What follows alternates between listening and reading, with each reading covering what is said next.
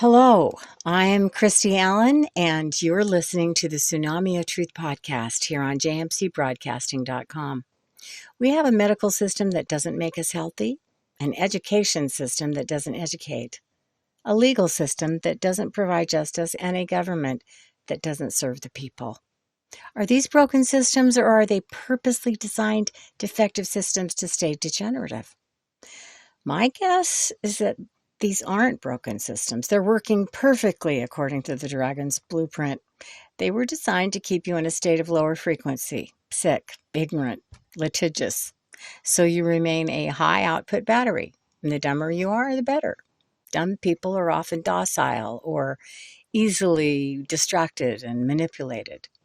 Those who listen to this podcast likely already have a healthy or intense distrust of the system. To them, the Disney arrests and the streaks in the sky are just two different systems of the same disease, lack of transparency. They've been at the dot to dots for quite some time now and are really starting to put things together. There's been a lot of renewed talk lately, however, about owning the weather. It's that old 1996 Air Force paper called Weather as a Force Multiplier, Owning the Weather in 2025. And since we're now in 2026, and that was written in 1996, people are looking at the sky and thinking, they even told us they'd be doing this by now. I've studied geoengineering and have seen that it's been going on since at least the 70s, and there is no steering away from the fact that Trump and RFK are going after these monsters finally.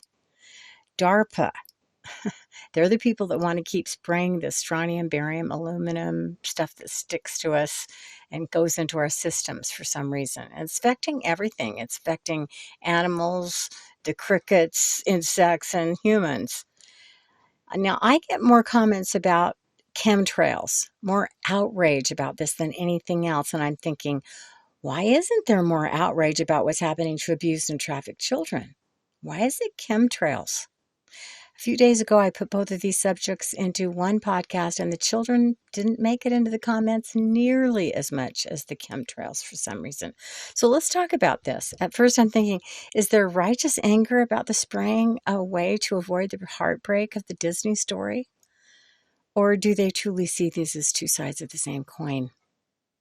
In psychology, there isn't just one name for this. It's actually a combination of few powerful mechanisms that explain why people are pivoting so hard toward the geoengineering angle.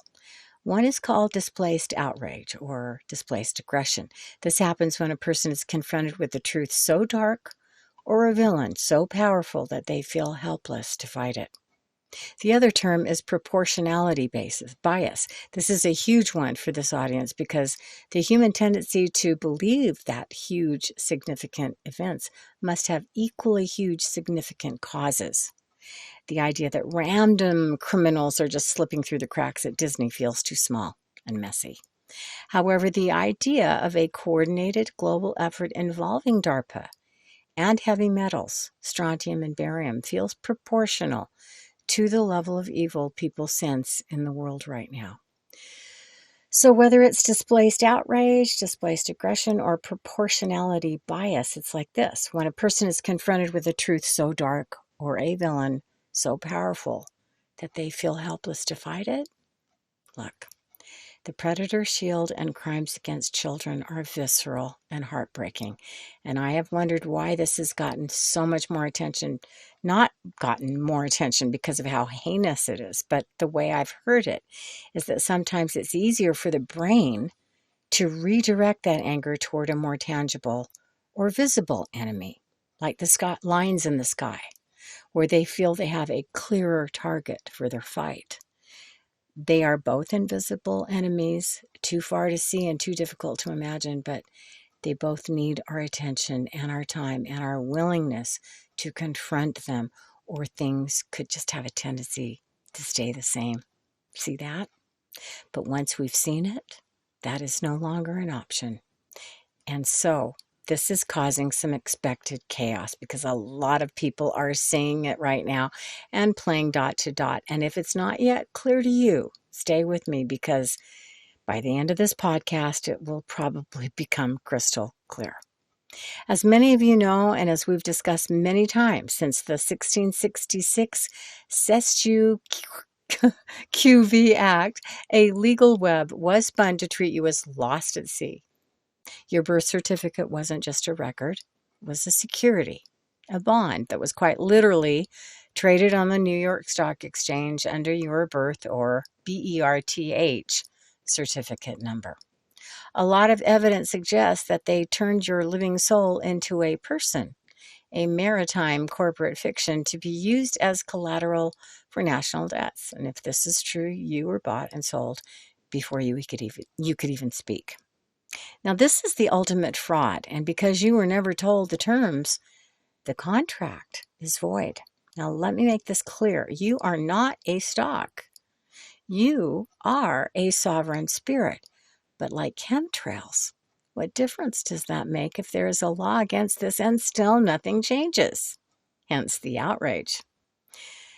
Now let's take a pivot and take a look at another story that may not seem to connect to this subject, but stay with me because personally I think they do connect and on a very deep level as well. So let's play dot to dot yet again and see what we can connect here. The Vatican has held the Library of the World for centuries, keeping the files on our true history and the presence of non-human species hidden. There's a lot of conversation happening now about the Vatican files, especially following the Vatican's May 2024 and subsequent 2025 and 2026 releases of new norms for discerning supernatural phenomena. The official documents from the Dicastery for the Doctrine of the Faith represent a massive shift in how the Church handles the unexplained. They're moving away from proving miracles and toward managing phenomena that is very difficult to explain. Are they demons? Are they interdimensional entities? Or just the predators who've lived in the shadows for thousands of years? There are thousands of miles of underground caves in places called deep underground military bases, or DUMBs. In 2026, more whistleblowers are coming forward about these bases.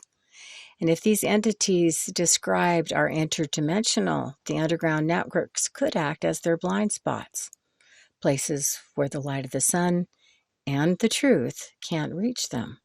This is where the children are taken because it's where the harvest is easiest to hide. See that?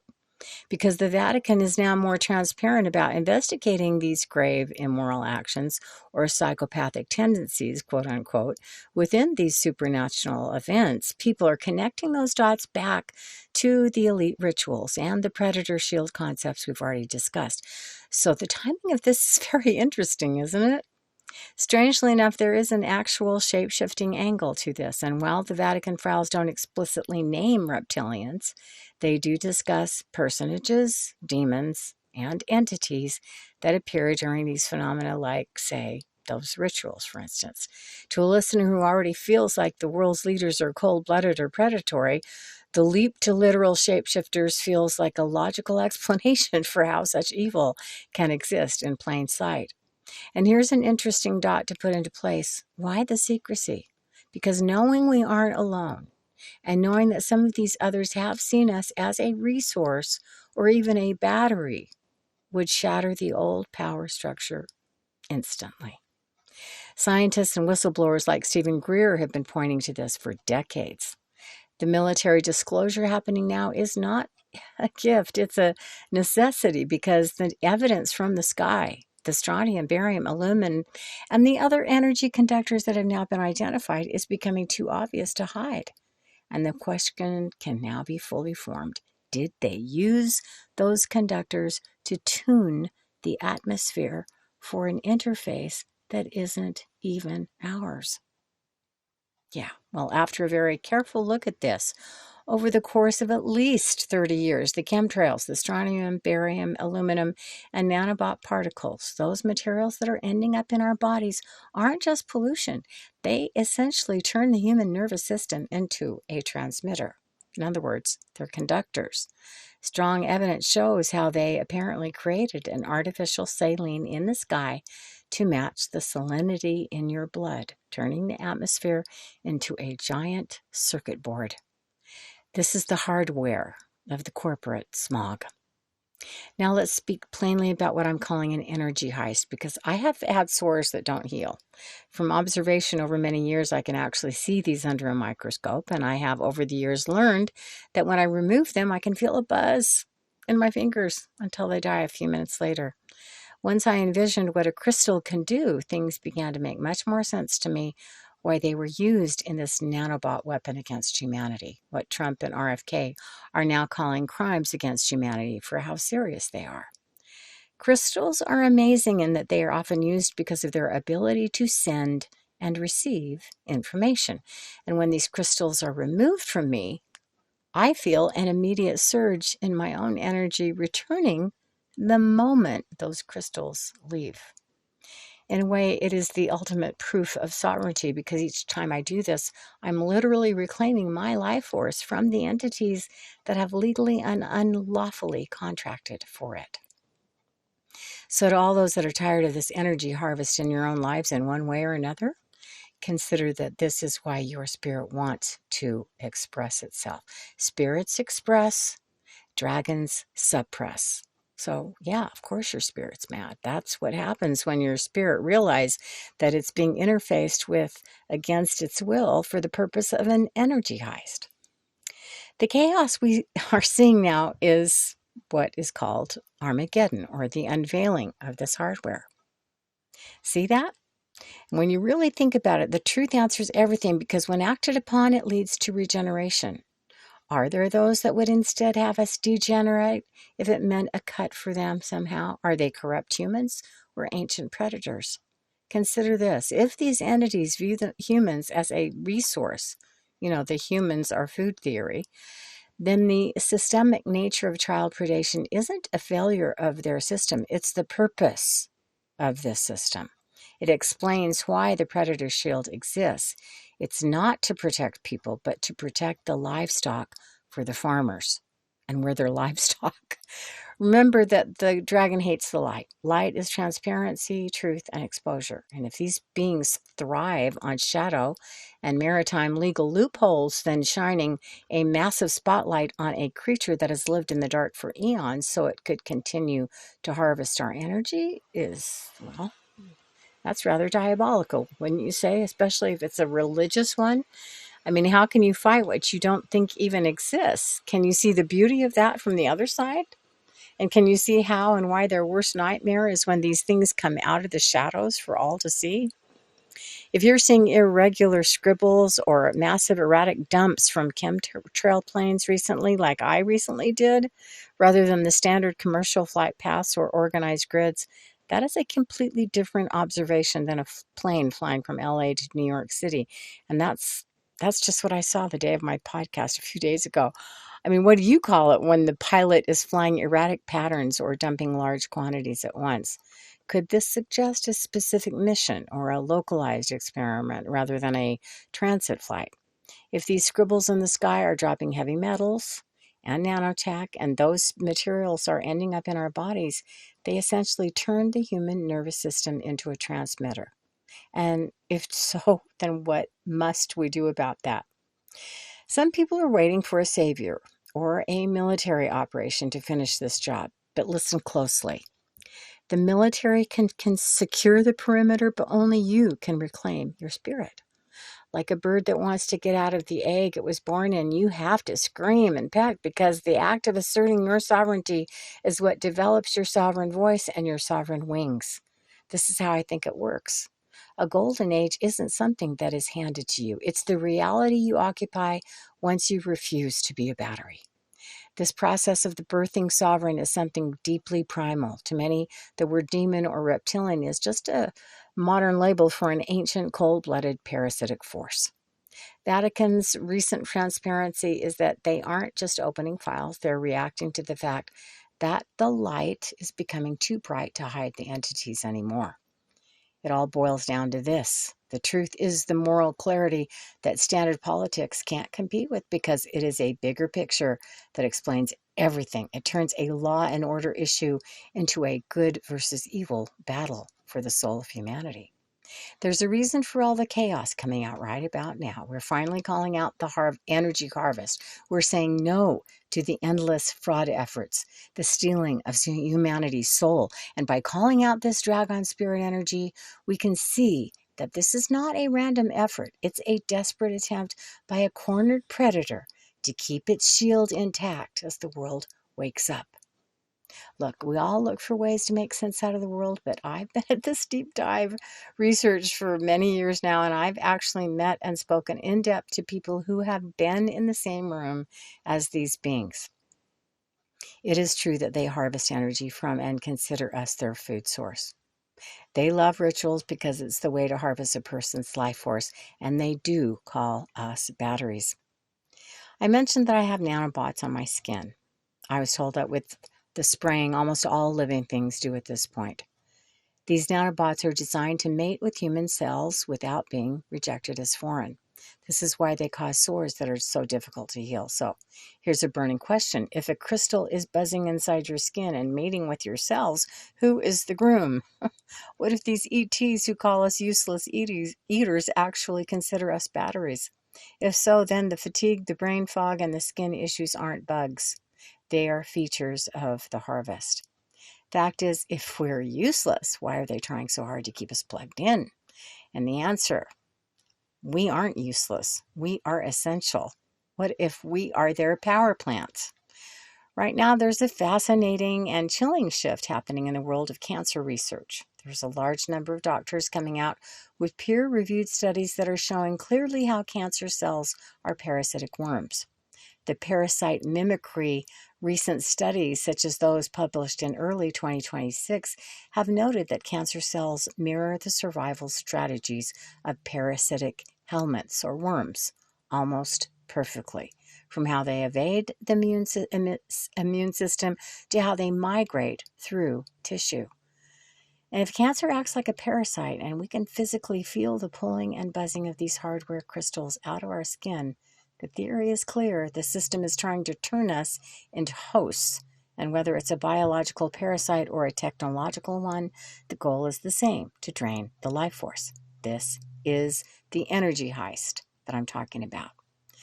Researchers like Dr. William Seppel, PhD, and others are gaining massive traction with the cancer is a parasite hypothesis. They aren't just saying it behaves like one. They are showing how cancer cells use the same microtubule structures and immune evasion tactics as literal parasitic worms.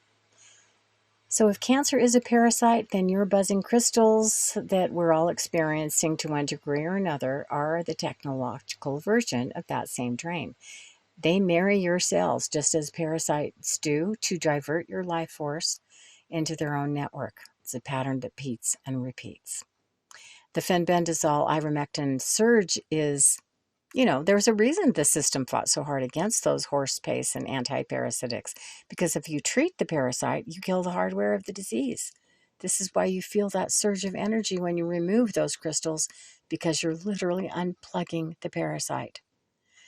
The 90-10 split mentioned in the Georgia Guidestones philosophy isn't about saving the planet, it's about optimizing their harvest. A smaller population of AI hybrid servants is a more efficient battery farm. I find if I'm able to get those little tiny nanobot crystals that cause my skin issues out, I feel a lot better. So my question is this: what if someone owns my CEST QV birth certificate, and what if they pay money to harvest the energy that is sent to them on demand through those crystals that send them my energy? And that sounds utterly crazy unless you study the patents and how that is exactly how these interface systems work. Patents are not for things that are just ideas. Remember that. They are working models. So was my family's history with MK Ultra and a father in the Air Force an accident, or was it a farming experiment? I figured out that there was a contract in the military.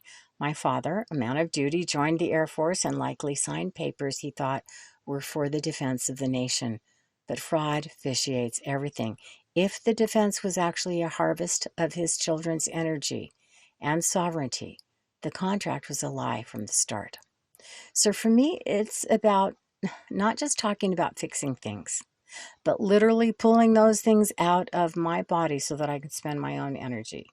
The truth answers it all. To the spirits listening to this podcast, by now most of you can see that this energy is shifting. Things are beginning to turn around now, and the ship is righting itself by reality itself. Remember that chaos is the sign that we are breaking the old patterns and going in a more regenerative pattern. The old system ended some time ago behind the scenes, I believe, but the movie is playing out so that every spirit has a chance to realize the truth. But keep in mind that this isn't just a movie. We are participating in a massive military and spiritual operation to reclaim the divine blueprint of humanity. And if you find yourself angry, if your spirit is mad at the scribbles in the sky and the conductors in the air, well, that may be a sign you're really waking up now. And it's a pendulum swing where anger can be used as the fuel for your breakout. Remember that even Jesus smashed the tables in his Father's house. And when you consider who our real Father of our blueprint actually is, well, this is all telling us a story, isn't it? Maybe we are not supposed to be docile during this important time when the tables are supposed to be turned. Now let's talk about the shadow dwellers and why they hate the light. Recently, the Vatican's entity admission released those new norms for supernatural phenomena. And they weren't just talking about weeping statues. They were preparing a world for interdimensional personages, human flesh-eating predators. So whether you call them demons or interdimensional parasites, the historical record of child predation and the harvest points to a cold-blooded entity that views humanity as a resource. The deep underground military bases and thousands of miles of tunnels provide the perfect dragon's den for this work. Why does the dragon hate the light? Well, consider that light is information. Light is transparency. Light is the frequency that disrupts their hardware. They've used the predator shield, legal, biological, and atmospheric, to keep us in the dark. But a tsunami doesn't just hit the shore. It cleanses the land. If you're still wondering why your sky is a mess, why your body feels drained, and why the world's leaders are being arrested for crimes against children, look at the connections.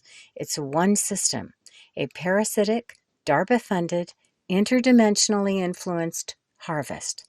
But here's the truth. The universe self-adjusts and fraud vitiates everything. Bottom line is this: they don't have your permission, they don't have your soul, and as of today, they don't have their shield. I want to remind you about this story about the bird that needs to do its own pecking out of its shell once it's born, or it can become inept, weak, and short-lived. In other words, nobody could or even should do the pecking for that bird. Consider that you are that bird, and it's time to use your beak. You can mouth the words, "Let me out." And you can even scream if you feel a certain angst. Truth is, the movie's gotten to that place that you cannot just sit and watch. You have to recognize the fraud to vitiate it. And don't be afraid of the temporary chaos. That chaos is just the sound of the New York Stock Exchange, the Vatican secrets, and the conductive lies hitting the floor. We're moving from a degenerative harvest to a regenerative golden age. The light is revealing it all, even about the salinity and conductivity studies that have researched the physics on how strontium and barium turn a low conductivity atmosphere into a high frequency circuit board. So no matter what you do, keep pecking. If you are in fear, peck. If you are tired of the grit, peck. If you can see the light coming through the cracks, peck harder. Fraud vitiates everything. The old contracts are void. The dragon is hungry because the batteries are waking up and realizing they aren't batteries. They are actually suns. We're going through the narrowest part of the birth canal right now, patriots, and it's tight, and it's dark, and it is raw. But just on the other side is the breath of fresh air and the wide open sky of a sovereign new world. So keep your eyes on the light. The golden age is not a dream. It is the reality that remains when the lies finally shatter. Hey, thanks for listening to the Tsunami of Truth podcast.